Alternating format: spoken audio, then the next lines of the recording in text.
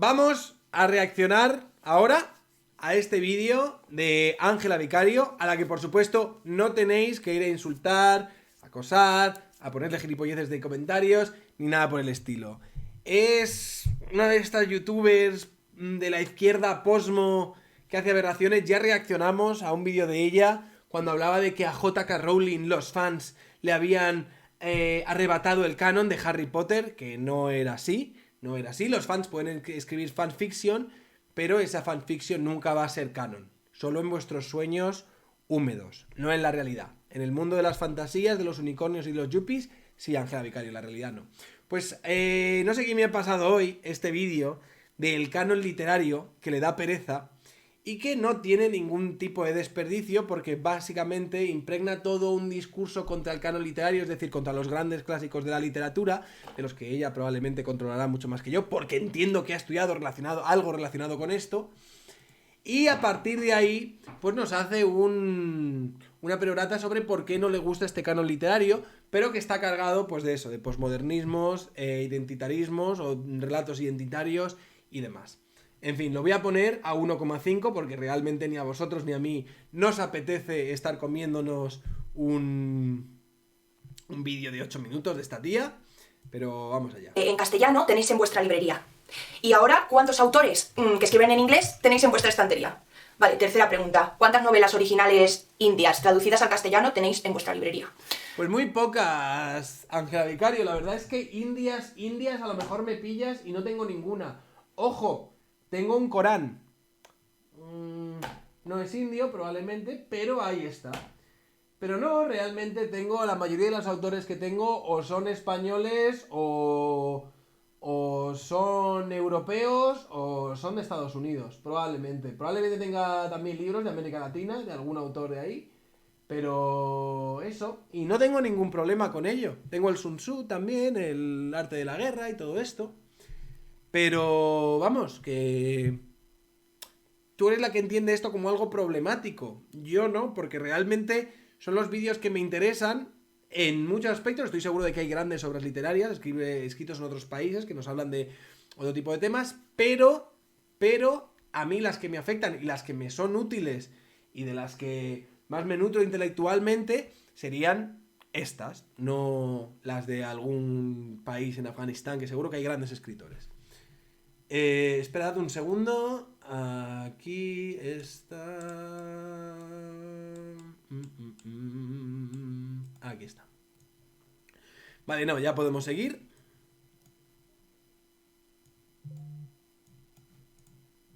Pues eso, imperialismo literario. Cuando estudiamos literatura, siempre estudiamos una serie de obras que se consideran canónicas y que se cree que son las mejores obras que se han producido en la literatura universal. Sin embargo, casualmente, esas obras que estudiamos... Pero esas obras canónicas que estudiamos y que se han elegido de la literatura universal, lo son por razones. O sea, ya, esto es una gilipollez, pero lo son por unas razones objetivas que los que estudian literatura, ¿vale? Los catedráticos en literatura, si tú esto, por ejemplo, se lo preguntas a Jesús Maestro, el tío te lo podrá explicar perfectamente. El Cervantes no es un hito de la literatura simplemente porque a unos señoros se les puso los huevos, sino que hay unas fórmulas de evaluación de estas obras que permiten situarlas por encima o por debajo las unas de las otras y hacer una suerte de jerarquía literaria sobre por qué unos autores y unas obras son más importantes que otras, creo. Vale, ya me he ido del vídeo. Soy...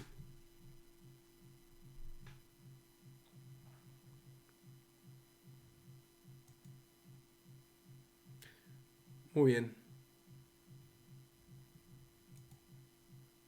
El canon literario me da pereza. Volvamos ahí.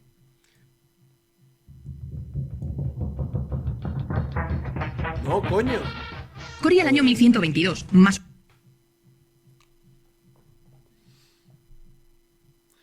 Dice un superchat, Martín SBD, a los 2500 te echas un striptease. Eres un grande tío, no me pierdo ni un vídeo ni directo tuyo. Saludos desde Suiza. Pues un saludo a Suiza. En serio, tronco. Se me ha ido de las manos.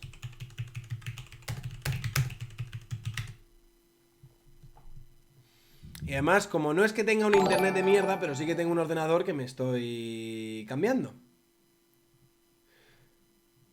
Pues ¿sabéis? Fuera de coña, que estaba pensando en regalarle una cámara a Pajinovsky. Fuera de coña, ¿eh? Estaba pensando en regalarle una puta cámara. Porque nada, necesito una cámara para los vídeos, para los tal, para tal, porque le gusta mucho hacer fotografías y tal. Pajinovsky, sé que vas a ver esto en el futuro. A tomar por culo lo de la cámara que te iba a comprar. Por gilipollas. Originalmente en castellano tenéis en vuestra librería. ¿Tenéis en vuestra librería? Pues eso, imperialismo literario. Imperialismo literario, señores. Imperialismo literario. No tener autores vietnamitas es imperialismo literario. Cuando estudiamos literatura, siempre estudiamos una serie de obras que se consideran canónicas y que se cree que son las mejores obras que se han producido en la literatura universal. Sin embargo, casualmente, esas obras que estudiamos siempre son escritas por hombres blancos y europeos, como muchos estadounidenses. Pero es verdad que en general el canon literario y todo lo que estudiamos en estudios literarios oscila entre la novela británica, la novela francesa, la novela alemana y tal vez algo de la rusa. Sin embargo, no sé cuál es el problema que tiene esta chica con lo de los tíos blancos heteros y con que ellos hayan escrito... bueno, si se les puede llamar blancos, pero que con que ellos hayan escrito pues algunas de las grandes obras de la historia, no entiendo. si queremos estudiar bien literatura y entender bien la literatura, tenemos que ser conscientes de todo lo que no hemos leído, o sea, la enormidad de lo no leído. Lo que aprendemos es solamente menos de un 1% de todas las novelas que se han escrito en ese mismo idioma del que estamos hablando. Por lo tanto, ha habido alguien que ha decidido que esas novelas que estamos estudiando son dignas de estudiar y que otras no lo son. Aquí ya vamos con la teoría de este ente abstracto que decide ponderar unas novelas por encima de otras por razones espurias, no por la calidad literaria de las mismas novelas, no, sino por los caracteres identitarios de sus escritores. ¿Vale? ¿Esto lo estáis entendiendo? Es decir, básicamente lo que está sugiriendo es que hay grandes fuerzas oscuras y opacas que deciden lo que nosotros leemos en función de si refuerza el canon heteronormativo, eurocéntrico y supremacista blanco. Es una paranoia, tío. Es una paranoia creer que Cervantes, tío, que la puta Ilíada o que Homero está donde está por ser un hombre blanco heterosexual. Es una ira de olla. El siglo de oro español es cosa de señoros. Sí, tío, por lo visto el siglo de oro español es cosa de señoros. Se llama el canon, es decir, escoger una serie de obras, considerar que están muy por encima de las demás y decidir que las otras no merecen la pena ser estudiadas ni siquiera nombradas. La actividad literaria genera todo un sistema literario a su alrededor. Es decir, la literatura no son solo los textos que leemos, sino también los libros que los contienen como objetos, también los escritores, también la industria, también el mercado del libro. Este sistema literario, como decía, también genera un canon que todos tenemos que estudiar cuando estudiamos literatura. Por lo tanto, ¿qué ocurre en este sistema? Que se genera un sistema literario muy desigual, en el que unas literaturas son consideradas el núcleo literario y otras están en la periferia. Hoy quiero... Claro, pero eso me imagino que se hará a partir de unos criterios fijos, a partir de los cuales se evalúan estas obras literarias y les da más o menos importancia. O se hace de forma arbitraria.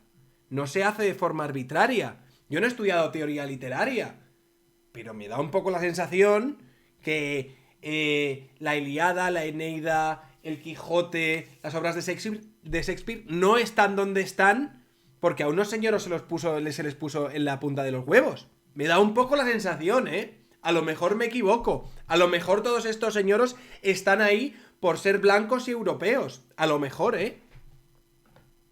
Hablaros de cómo la literatura sigue los procesos y las relaciones de poder que se suceden también en nuestra sociedad. Es decir, cómo una literatura fuerte, como puede ser la inglesa, coloniza otros lugares periféricos como la literatura no occidental, la japonesa, la india, la árabe, etc. Es decir, que tenemos una institución literaria muy potente.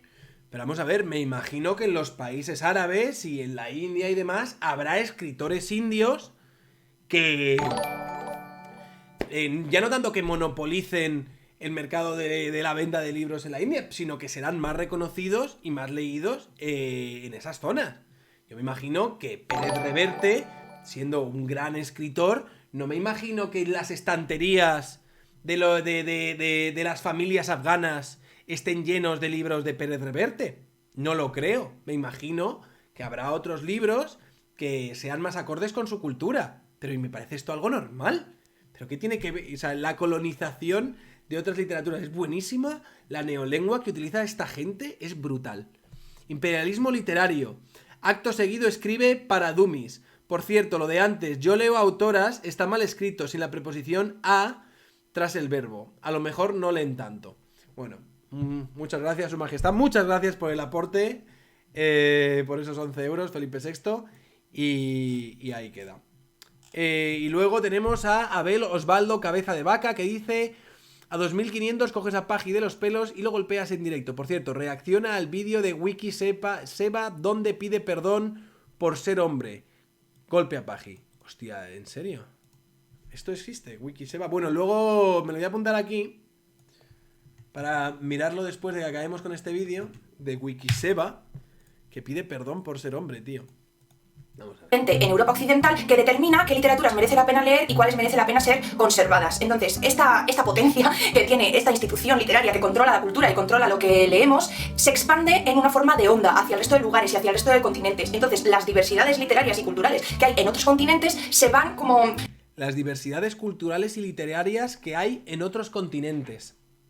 Van absorbiendo como esponjas esa forma narrativa europea. Por ejemplo, en el nacimiento de las novelas contemporáneas. El nacimiento de la novela contemporánea, como tal, solo se da en Europa. En el resto de continentes, solo...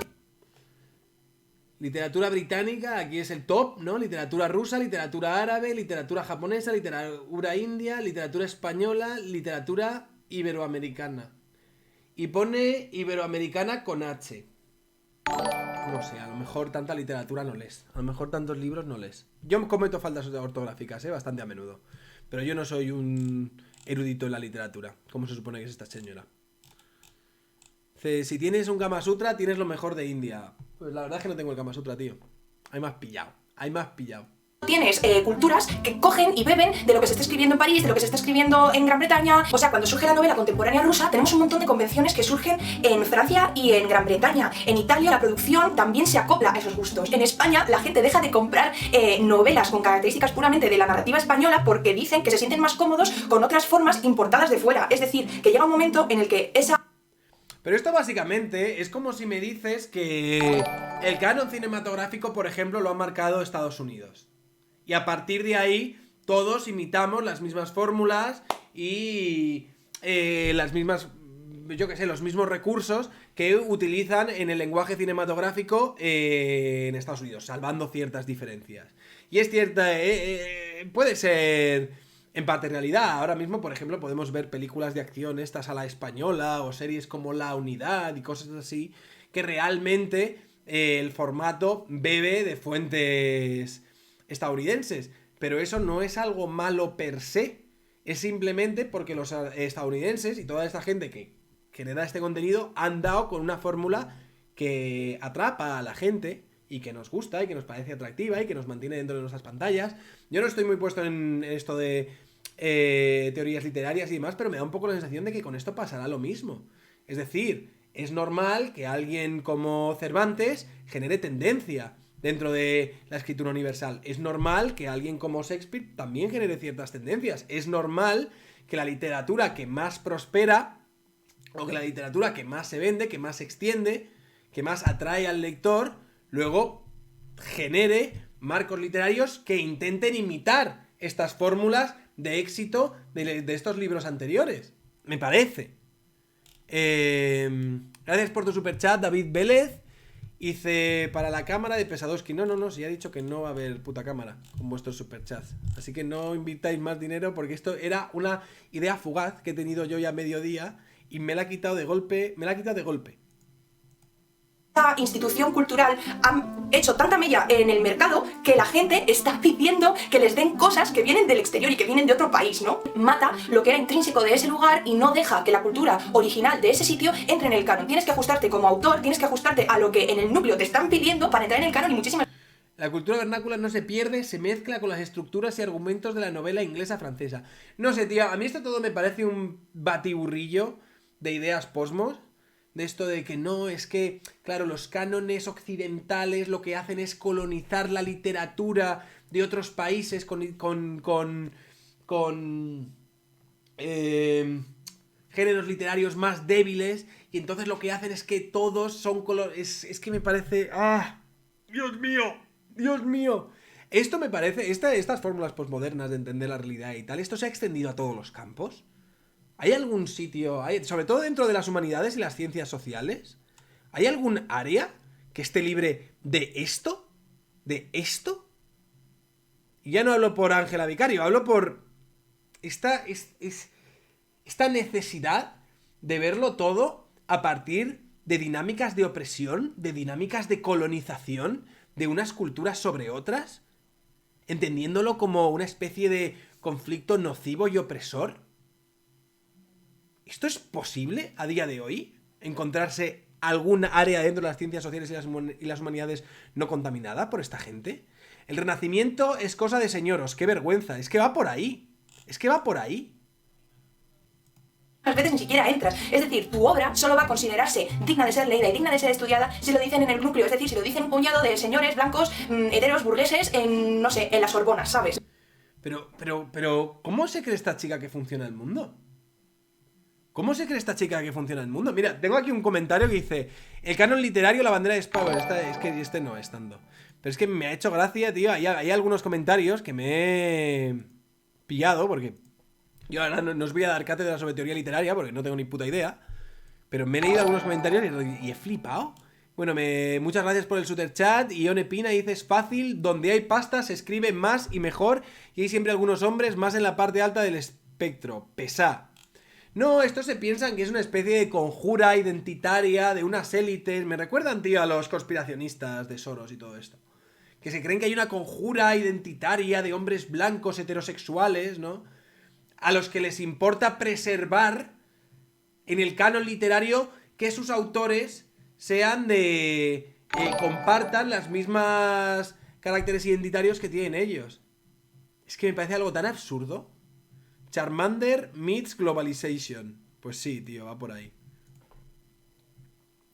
Dice: tira la rueda de los caballos la literatura más brillante de la historia de la humanidad, porque debajo de una piedra, en Afganistán, hay un libro que supera la Ilíada, la Eneida, la Divina Comedia y el ingenioso hidalgo Don Quijote de la Mancha.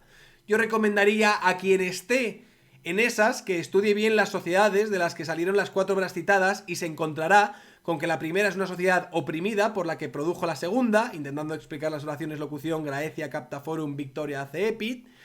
La tercera se basa en las 2 anteriores y la última es una crítica a la literatura que surgió en el mundo de la tercera obra, pero usando el bagaje de la literatura cuyo máximo exponente son la primera y la segunda. Estas obras no han marcado unos cánones literarios y no han formado parte de las obras magnas de la literatura universal por capricho del destino, porque unos señoros blancos heterosexuales, ¿no?, desde sus sillones en sus grandes castillos de cristal lo decidieron. O sea, dice: señora, hablando sobre literatura, que dice las diversidades y pone un gráfico en el que pone iberoamericana. Sí, eso dice.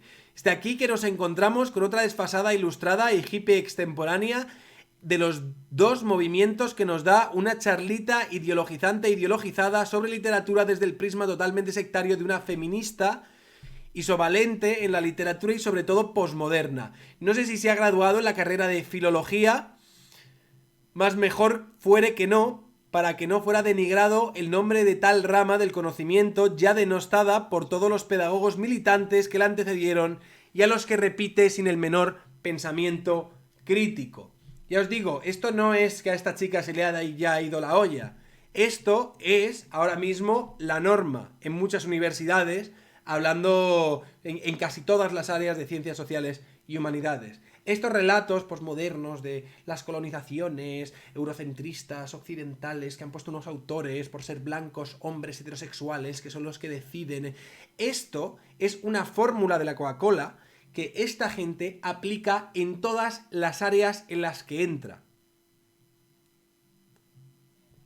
Son un jodido. Con esto, y lo que hacen con ello es socavar los cimientos de dichas áreas e intercambiarlos por ideología barata, ideología de mercadillo, que es lo que esta chica divulga en su canal. Leer literatura local, leer literatura de Kazajstán, leer literatura que no sea inglesa. Hay que romper el monopolio que se creen los amos y que son los únicos que pueden hacer bestsellers. Pues nada, chicos, leer literatura de Kazajistán. estoy seguro de que esta tía se ha leído mogollón de libros kazajos. Borat, por ejemplo, han sacado una nueva serie en Amazon Prime de Borat. Mirad la serie.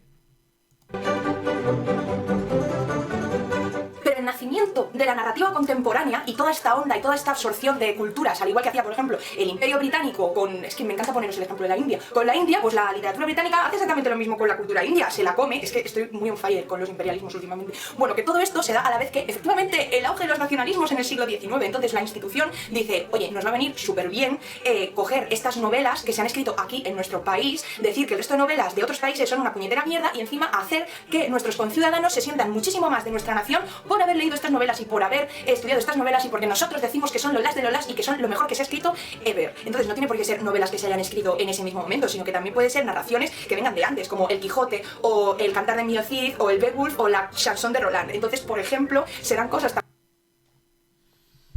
Yo la verdad es que me quedo un poco de cuadros escuchando este tipo de discursos, tío. Salvador Cruz Quintana, muchas gracias por tu superchat. Dices, oye, que todos los autores son tíos blancos heteros. Qué fuerte, tía. Sí, tío, es así. Qué fuerte, tía. Cantar del Mío Cid y Don Quijote de la Mancha. Qué fuerte. Los tíos blancos heteros, tío, van a tope. Son de Roland. Entonces, por ejemplo, serán cosas tan what the fuck como que se considere que el Beowulf es la primera narrativa nacional de Dinamarca. Que es como, pues, ok, ¿sabes? O, por ejemplo, el Cantar del Mío Cid, que ahora la figura del Cid esté utilizada por los nacionalistas españoles para sentirse muy españoles y muchos españoles y viva la Reconquista. Pues es como, pues no, te has leído el Cantar del Mío Cid, ¿qué se dice la Reconquista ahí? Si todos están todos mezclados. Pues eso, mal interpretado. Así, la literatura nacional se convierte en una manifestación de la ideología política de ese estado o de... Ah, está Alienada por ahí. Un saludo, Alienada. Mira, tiene el este... Llega la censora, chicos. Esa nación, entonces lucha por comerse a otras literaturas nacionales. Básicamente es, odiamos a los franceses y entonces nuestra literatura es mejor. Pues ok. Además, estas literaturas nacionales hacen exactamente lo mismo que hacía la literatura y esa onda que se comía a otras culturas del otro lado del charco, del otro lado del mundo, que es que los idiomas de dentro de un país que no son el oficial quedan como burdos, vastos, no merece la pena que sean registrados para novelas y para alta literatura, porque solo los usan campesinos. Es decir, en España, ¿qué pasa? Pues que estudiaríamos, que de hecho esto ocurre en el colegio y en el instituto, novelas escritas originalmente en castellano y las que están escritas, o la narrativa que está escrita en gallego, en euskera, en catalán, yo que sé, en bable, pues son una mierda terrible, no merece la pena ser estudiadas porque es una cosa que hacen ahí en una esquina de nuestro país que no le interesa a nadie. Entonces el proceso que llevan las literaturas imperiales... Ponte tú a leer vasco, ponte tú a leer vasco, ponte tú a traducir vasco. ¿Habéis visto la serie de Patria cuando al chico le están felicitando por haber escrito la poesía esta en vasco que gana un premio de Guipúzcoa, de no sé qué, por escribir? Y luego le pregunta a la hermana cuando le va a dar las felicidades, le dice, oye, pero ¿se la ha leído alguien del pueblo? ¿Pero se la ha leído alguien? ¿Alguien lee en vasco? ¿Alguien lee en gallego, tío? O sea, es que... ¿entendéis? Es que esto el otro día también lo discutía, bueno, no lo discutía, pero lo veía en la chica esta que está de TikTok, que se vino a discutir conmigo, que al final era una chica muy maja. Pero ella hablaba, tío, como de la opresión lingüística, hablaba como de esa gravedad social, esa gravedad cultural que se da en absolutamente todas las cosas, que se acaban formando jerarquías basadas en criterios más o menos justos. Vosotros creéis, por una ciencia infusa que os ha entrado, que podéis hacer desaparecer eso. Y no podéis hacer desaparecer eso. No podéis hacer que se generen criterios y jerarquías con nuestras obras culturales. No lo podéis hacer.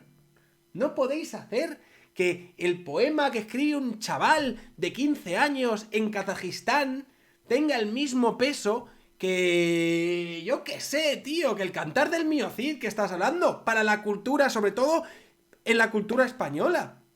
No puedes hacer eso.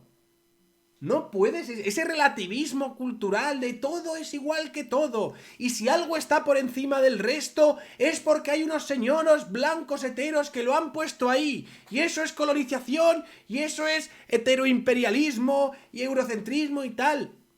Chicos, bajaros de la burra, por favor.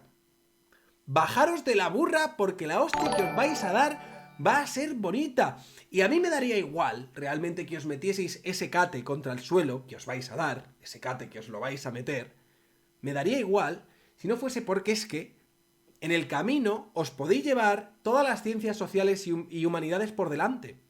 ¿Qué es lo que estáis haciendo? Porque estáis en proceso de intercambiar nuestras humanidades por esta propaganda.